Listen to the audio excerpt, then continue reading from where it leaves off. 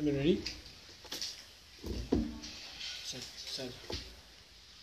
Mickey, you fly fast bowler role from Pakistan to replace guys who are a bit tired, and he breaks down. A couple of parts to that question really. How frustrating is it? And secondly, what checks were made to ensure that he was 100% fit and had played a lot of cricket before he came over? Answer to the first question, very frustrating. Next, there were checks and balances in place. Mohammed Irfan was put on standby when we selected our one-day squad. He went to the NCA, our National Cricket Academy, and did his training there. He played 2 50-over games and a 20-over game during that time, and was resident at the National Cricket Academy for a period of about a week and a half, training and getting ready in case we needed him. And was he a pick that you were in favour of, given his history of breaking down in 50-over cricket? To be honest with you, I'm finding my way with the one-day team.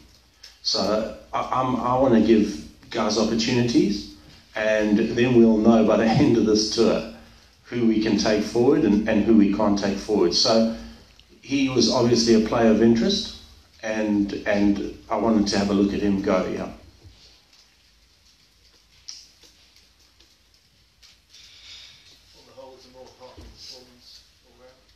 Yeah, attitude. I can't fault effort. Effort and attitude from the guys have been excellent. I think where we are is, I hate the phrase, but it is what it is. You know, we're number 9 in the world, and I think we can see why. It's certainly been an eye opener for me the last 4 ODIs.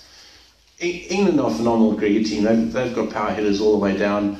We haven't been able to get off to quick starts. We haven't been able to clear the ropes at the finish. We just don't have the players to do that within our group of 15 at the moment. So those are things that we need to address and need to certainly bear in mind for the next one-day series going forward. It also gives me a real opportunity to decide who we take forward and how we want to play our cricket. And every game it becomes clearer and clearer in my mind. And you know, it sounds like a cliche from a coach, but it's not going to happen overnight. We've got to invest in some players and invest in those players over a period of time, and hopefully those combinations will click for us down the line. How realistic is it that you certainly won't qualify automatically for the next World Cup, but might even struggle through the qualifiers, given the games you have between now and the cut-off date?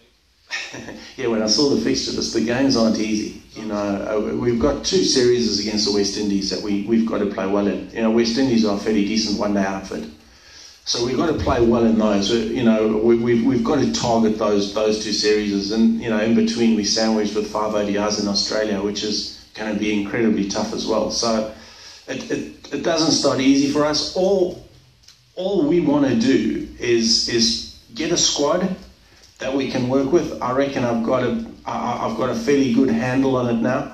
A squad that we can invest in, a squad we can invest game time in, and hopefully come Champions Trophy time, that squad will start gelling really nicely. Our combinations will be good. We'll have specialist guys in every department, guys to take toll of the first 10 overs, guys to finish for us, and guys that are proficient at death with the ball. So hopefully we'll have all those bases covered come Champions Trophy time, and then try and give the Champions Trophy quite a good shake. Mickey, how integrated are you in the selection process of the one-day side now? The test side's a little bit different. It was quite settled when you came on board. How much faith are you leaving to Inzi to guide you to what's available in one-day cricket at the moment? Yeah, to be honest, I'm very integrated. Inzi and myself have developed a really good relationship. We speak a hell of a lot. I spent probably 40 minutes on the phone to Inzi yesterday, just discussing where we were with our one-day team and possible names that could come in positions that I've identified that we need to really get sharp in. So yeah, I'm very integrated in that process. What I am finding out is who can do a job and who can't. And that's going to become evident as we get further and further into our one-day journey. You said in the during the test series, I think the name like Umar Akmal came up and talked about not just ability but things off the field as well that you wanted to get. When you see the one-day team, I guess, struggling as much as it is, does that leave any room for a bit of compromise on other things in order to get a player like Umar Akmal back involved? I think to answer that, we'll never compromise on other things. First and foremost, they've got to conform.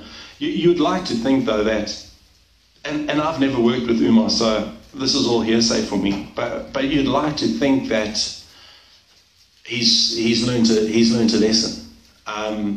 But I haven't had any conversations with him. He's a very good finisher. His form in the local domestic 2020 competition at the moment is very good.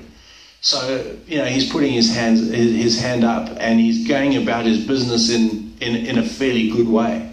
But, in terms of the other off-field stuff, that'll be decided at a later date, and that's something that we'll never compromise on. Last question. Is it mindset that you have to change as well as perhaps personnel? Because we see the way England have changed from being a fairly pedestrian one-day batting team to what they are now. And is that something you need to copy? Yeah, exactly right. But it doesn't happen overnight, and I look at the strikers that England have at their disposal. It's unbelievable. You just look down the board, and I think Jordan was at number 11 tonight, but he's got a couple of first-class hundreds this year, I think, if I'm not mistaken. So they're a really good settled lineup, and they've had a couple of years of that. We've got to develop guys who can hit the ball out the ground. We've got to develop guys that are strong, guys that are fit, and able to do those roles for us. And again, we're going to need to identify those players and then invest time in them to make sure that that they're able to deliver for us when we need them. Mickey, what about Captain Azhar Ali performance? Are you satisfied? And future, you think change Azhar Ali as a captain? I just want to really back Azhar Ali. Az has been fantastic in the change room. He's a fantastic individual. He's got a lot of respect from the change room. He's got a lot of respect from his peers, and I thought he played really well tonight. So I've got no problems with Azhar Ali at all. I think he's doing a fine job. Thank you.